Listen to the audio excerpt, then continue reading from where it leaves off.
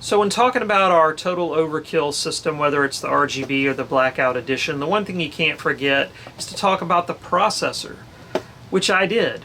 So I've already shot all the rest of the video, and I'm going back and putting this on at the beginning to talk about the chip. Now the chip we have in here is the 8086K. And where that name comes from is the first x86 processor was released 40 years ago, and it was called the 8086. And so now Intel came out with this commemorative edition processor. You see it says limited edition down here, and they are making a finite number of these, and when they're gone, they're gone. And so they call it the 8086K. The K on the end means it's unlocked, it can be overclocked. Now the goal for a lot of overclockers these days is to reach 5 gigahertz, but we can't consistently do that on the 8700K. So we typically clock that at 4.8 gigahertz just because we don't want any instability. With this chip, we found we're able to consistently overclock it to 5 gigahertz, and probably we could go to 5.1, but that would really be pushing it. So it kind of, you're paying $100 extra for 0.2 gigahertz, but if you're already buying this really top-of-the-line system, the Total Overkill system, it makes sense to have the fastest gaming processor you can get. And when it comes to gaming, it's all about the gigahertz. It doesn't really matter that much that this has 6 cores, at least at this time, versus 4 cores on the previous generation chips.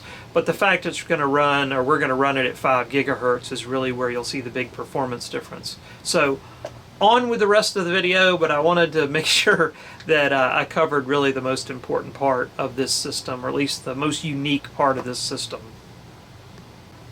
Hey, this is Michael with XForcePC. I want to talk about our Total Overkill system and what we call the Blackout edition. Essentially, what this is our Total Overkill system, but it's in an all black case, and we're not using any of the LED lighting or anything like that. And so it's sort of stealthy, I guess you'd say, because it's still an extremely potent machine, but it doesn't really sort of show it by externally conveying that with lots of fancy lights and so forth. Now this is a very large case. I'm a lot closer to you than this case is, but I tell you, it's a big case, and we'll put the dimensions on the website. So it's a fractal design case. It's meant to be very simple. It's meant to be very quiet and also ventilate very well. So I'm just going to give you kind of an overview of it. Of course, this is the front. And behind the front there's this door, and we have sound deadening material here in the door. And you might say, well, how does the air get in? Along each side here, you can kind of hear it with my fingers, there's these vents. And when that comes in, it has to go through this filter here. It's got a mesh filter that's easily removable, and you can clean the dust off, which you'll need to do every 6 months or so. And it'll depend on how low you keep it. The lower to the ground you keep a computer, the more dust it sucks in, because the dust sort of stays around the lower 1 or 2 feet of your house. You can't really see it, but that's what happens. And of course we have a couple of large fans here in the front, which are controlled by the motherboard. They're plugged into the motherboard, and it can control the speed as needed. So if it gets warmer in here, then the fans can kick in and run a little bit faster. And then when you're not doing anything fancy, they slow down. We also have, unlike the other Total Overkill with the fancy RGB case, we have a spot here where we can install a optical drive. Now it will cause us to have to rearrange some things, and I recommend not getting the optical drive, because the water cooler, my hand's hitting the water cooler right now, so we'd have to take the water cooler out of the top and move it to the front, and then we'd take the fans from the front and we'd put them in the top blowing out. I guess it's not a big deal.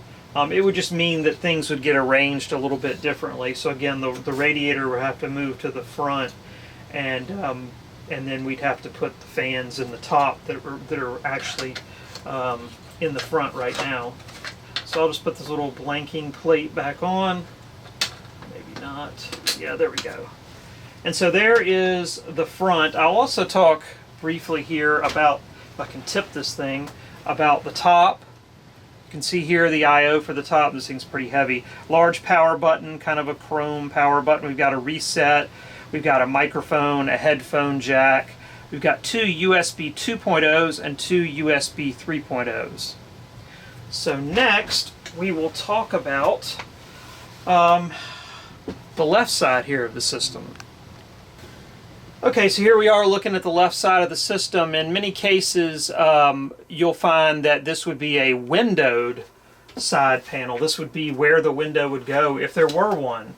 But we're not using a window. I have the two thumb screws taken out, and you simply just pull forward on this, and it's got a little sort of soft release mechanism that holds the side on.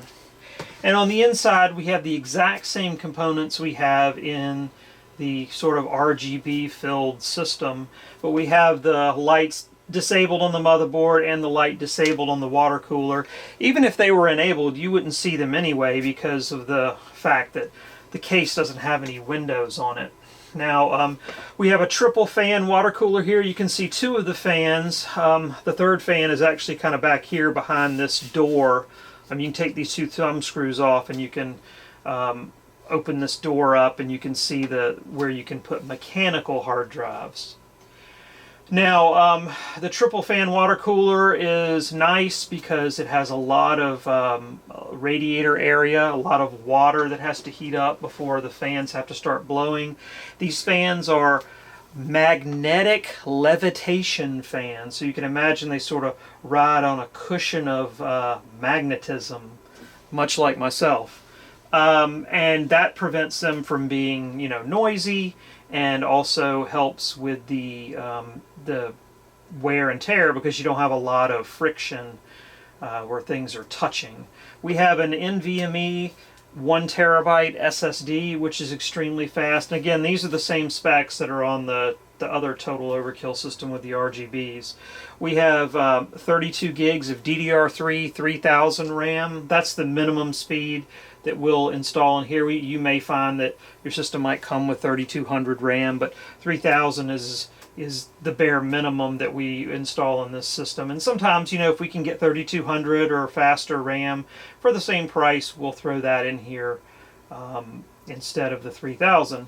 RAM speed, once you reach 3000 on DDR4, really doesn't make a huge difference when you go to 3200 or 3333 or 3666. Doesn't really make a whole lot of difference at that point. We have, of course, the GTX 1080 Ti with 11 gigs right now. Now check your specs on this system because we reserve the right to change specs. So you need to not just watch this video, but also read the printed word on our page and make sure we haven't changed something. For instance, if a new graphics card comes out, then that almost certainly will be upgraded in here. So do check the printed word on our site because we do sometimes make changes to specifications. They wouldn't be major changes, but could be subtle little changes, and just look out for that. We have a really nice, Gigabyte Aorus motherboard in here, which that's their high-end line. We have a fan in the back. We have the Wi-Fi, which is connected to this little antenna here, and it's magnetic, so you can sort of stick it, it sticks kind of wherever you want, or you could put it up high on your desk, or you could not use the Wi-Fi at all. But this system does come with wireless AC, integrated in. So let's go around back. So around back, you'll see where the Wi-Fi antenna hooks in. This is a USB key I'll take out. You see we have multiple USB 3.0 ports. As I mentioned earlier, our USB 2.0s are on the front. We have the graphics card down here, and of course we have multiple audio outs. It supports up to 7.1 sound, although for X-Plane I don't really recommend anything more than a stereo setup. X-Plane, unless they've done something I'm not aware of, doesn't support surround sound. We've got USB Type-C, which a lot of the new flagship smartphones are coming with, so you can hook your smartphone right up, and it's got a ton of bandwidth available, so there'll be things like external displays and all kinds of fancy SSDs, external SSDs that'll support this. And we have a USB 3.1 port. So the USB Type-C, and then we have a USB Type-A, which is, and when I say Type-A is the normal USB that you're used to seeing. And both of those there are USB 3.1s, and again the blue ones are USB 3.0s. There's 6 of those back here. Of course, gigabit Ethernet is available as well. We have a fairly large fan here in the back. It is also hooked to the motherboard, and the motherboard can control its speed. Lastly, down here we have a 1,000-watt power supply. It's a really fancy power supply. I have a whole separate video on the product page for this system about the power supply, so I'm not going to go into too much detail on that right now. Okay, let's look at the top now. I'll try to suck it in here a little bit. So on the top of this case we have a removable panel, and this thing's heavy, but I'm going to kind of tip it towards you so you can see the removable panel. Just push this little button here on the back, and then this panel will come off, and we'll send the panel along with it, but really you're going to want to run the system with the panel off, because this is where we have the fans blowing out for the triple fan radiator setup, and they blow up and out, you know, heat rises. So we have the fans blowing the air, plus we have our assistance from physics where the heat rises and sort of takes the air out of the case. But you know, if you're concerned about dust, or you're going to be away for a while and don't want, you know, any dust getting in or whatever, you know, you can take and you can put this cover back on. It you know, just goes in here and sort of snaps back on.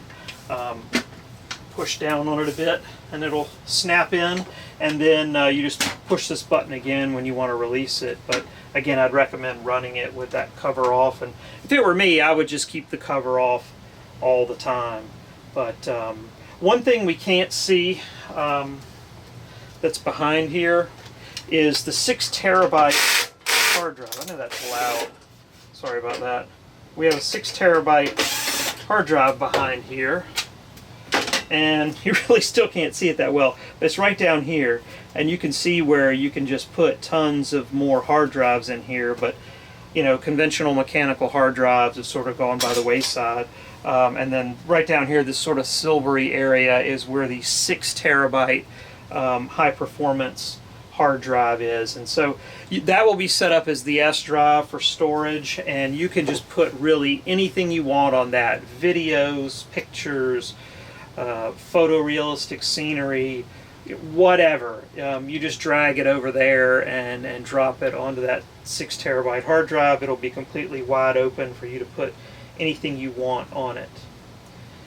And that pretty much covers the Total Overkill Blackout edition. Again, it's pretty much the exact same system as the one with RGBs. It's just we've dialed it down. We've kind of stealthed it a bit, and we have you know, no lighting, and we have it in an all black case. So for those of you who aren't fans of lots of lights and such, that's what this is for.